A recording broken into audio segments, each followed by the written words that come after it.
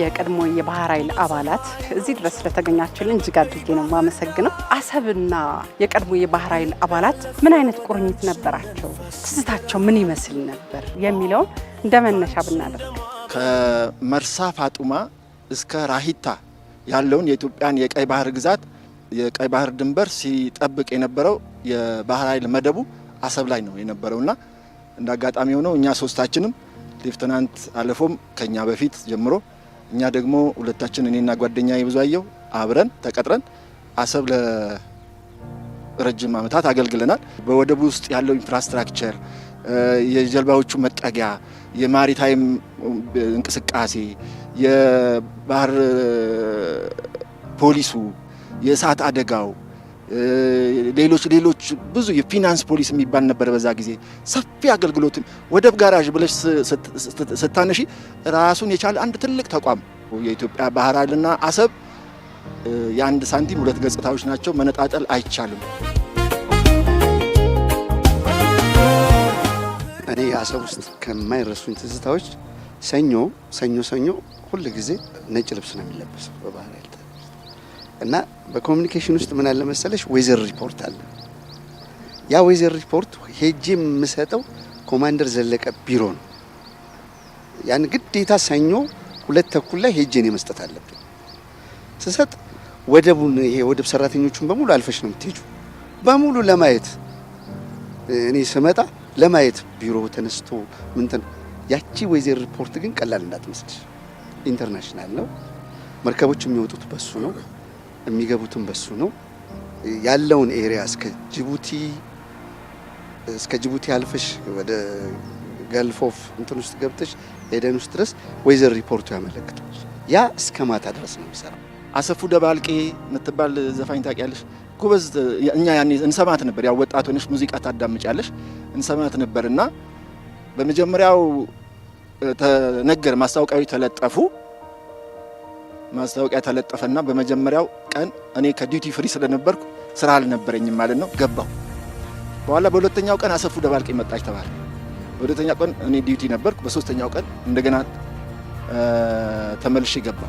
ይሄን ነገር ማወራልሽ ትንሽ ከአርቱ ጋር ከሙዚቃ ከዚህ ከኪነ ጥበብ ጋር የተያያዘ የአርት ሰዎች ሚስጥር የላቸውም፣ ገበና የላቸውም። ገበናቸው ደግሞ የህዝቡ ስለሆነ የአሰፉ ጫማ ጣውላ ነው መድረኩ፣ እዛ ላይ ተሰካ ሂል ጫማ ነው ያረገችው እና ሰው ይስማታል፣ ይሸልማታል። አትንቀሳቀስም ልጅቷ። ከዛ በኋላ ለካ ሲያልቅ ጫማውን አውልቃ ነው ከጣውላ ላይ ነቅላ የሄደችው። አሁን ላይ ደግሞ ኢትዮጵያ የባህር በር ጥያቄ የህልውና ጉዳይ ነው ስትል ደግሞ ጥያቄ እንዳነሳች ታውቃላችሁና ይህንን ጥያቄ ስትሰሙ ምን ስሜት ፈጠረባችሁ የሚለውን አጫውቱ።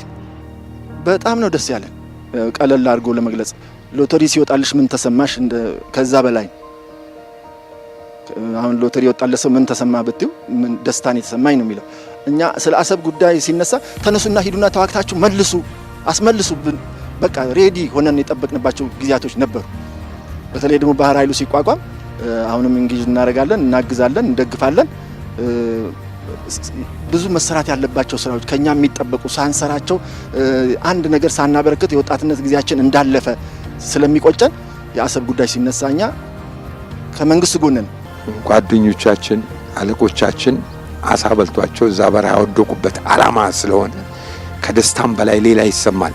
በወታደራዊ ቋንቋ ብቻ አይደለም እንደ አገር ብለው ነው የሞቱለት። እንገብቶሻል። አርሚውም አገር ብለው የሞቱለት ጀነራሎቹ፣ ኮሞዶሮቹ። ያም ደግሞ ፋላሲ የሆነ የውሸት አገር ወይም ትርክት ሆኖ አይደለም የተሞተለት፣ ሪያሊቲ ነው። ያ ሪያሊቲ የኛን የባህር ኃይል ጀግኖችን ህይወት በልቷል። እስከ መጨረሻው ደቂቃ ተዋግተናል። በቃ ጦርነቱ ላይ እስከ መንግስት እስኪፈርስ ድረስ እዛን አላስነካንም። ባህራችን ወደብ መያዝ ታክቲካሊ የውጊያ ጉዳይ ነው፣ ሌላ ነገር የለውም። አሰብ መጨረሻ ነው የተለቀቀው። ምጽዋ ነው ቀደም ብሎ ትንሽ ሳቦታጅ በሆነ ጦርነት ስለሆነ የነበር ነው። እንዳው ይህንን የባህር በር ላለማጣት በርካታ ኢትዮጵያውያን በርካታ ባልደረቦቻችሁ ዋጋ እንደከፈሉ የህይወት መስዋዕትነት እንደሆኑ የባህር ቀለብ የባህር ሲሳይ ሆነዋል እያላችሁ ነውና እንደው እነሱን ስታስቧቸው ያለውን ስሜት እስኪያጫውቱ። በጣም ጥሩ ባለሙያዎች ሳያስቡት ጦርነቱ እኮ ግራጁዌሽን ነበረ ታያለሽ። የሚመረቁ ልጆች ነበሩ ጦርነቱ የተጀመረበት አዲስ ኦፊሰር ካዴት የሚመረቁ ነበሩ በዲግሪ እና እንደዚሁም ደግሞ በኦፊሰርነት ክላሽ ይዘው የማያውቁ ልጆች የሞቱበት ኔቪ ናቸው ግን ገና እና ያንን ጦርነት ስታስቢው በቃ ሳቬጅ ታውቂያለሽ የጦርነት አስከፊው ገጽታ የታየበትን ቦታ ምጽዋ እኔ አንዱን ፓርት ነው የምነግርሽ ከያቅጣጫው ብዙ ነገሮች ሊኖሩ ይችላል ኢመርጀንሲ ሲደረግ ምንም ነገር ሲሆን ህፃናት አሮጊት ሜዲካልስ በእድሜ የገፉ ሰዎች እና ሃይ አስፈላጊ የሆኑ ሰዎች ነው የሚወጡት እና እነሱ ቀጥታ ከህክምና ቦታ ከምን ቁስለኝ መርከቧ ላይ ይወጣል ሰው ተጭኖ ሲያልቅ ውሃው ሸሽው እንዴት ይወጣ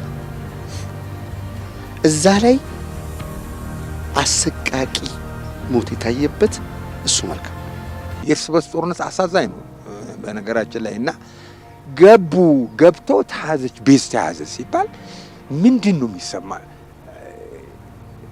ቤትሽ ውስጥ ምንም ሰው አይገባም ብለሽ ባሰብሽበት ውስጥ ገብቶ ሲያተረማምሰው ሲነገርሽ ምንድን ነው የሚሰማሽ በጣም ነው የደነገጥኩትና አልቅሻለሁ ቢሮዬ ውስጥ ቁጭ ብዬ ማለት ነው ተኩሱን አልሰማውም ሻዕቢያ ውስጥ ገባ ሲባል ምን ሊፈጠር እንደሚችል ገምች እንግዲህ ጀነራሉን ክላሽ ይዞ ወደቀው እዛ ላይ ነው ብዙዎቹ ሽጉጣቸውን ጠጥተዋል እማማ ኢትዮጵያ ያሉ ማለት ነው ስለዚህ ብዙዎቹ አሳበልቷቸዋል ባህር ላይ ከግራ ከቀኝ ጥይት ጨርሰው ወዲያ ወዲህ ሲሉ ማለት ነውና ያ መስዋዕትነት እጅግ ከባድ መስዋዕትነት ነው የተከፈለው ያ መስዋዕትነት ደግሞ የተከፈለው ለዚህ ለቀይ ባህር ነው ለማማ ኢትዮጵያ ለኢትዮጵያ አንድነት ነው ራት ስንበላ የመርከቧ አዛዥ የነበረው ሌፍተናንት ተሾመ ደምሴ ይባላል አሁን በህይወት የለም እየዞረ አየና እኔ በአሰብ የቴክኒክ መመሪያ ውስጥ ነበር ምናምሰራ ቴክኒክ ራት እየበላ ነው አለኝ ትከሻዬን ያዝኝና እንዴት ነው ሰላም ነው ጥሩ ነው አለኝ ሰላም ታቀርብኩለት አየንና ሁሉንም ጥሩ መሆኑን አይቶ ሄደ ለሊቱን የሻዕቢያ ጀልባዎች እዛው የመን ከበቡን እዛ የመን ድረስ ተከተለው ማለት ከበቡን ዝናብ ሊዘንብ በጣም ኃይለኛ ነጎድጓድ ይሰማል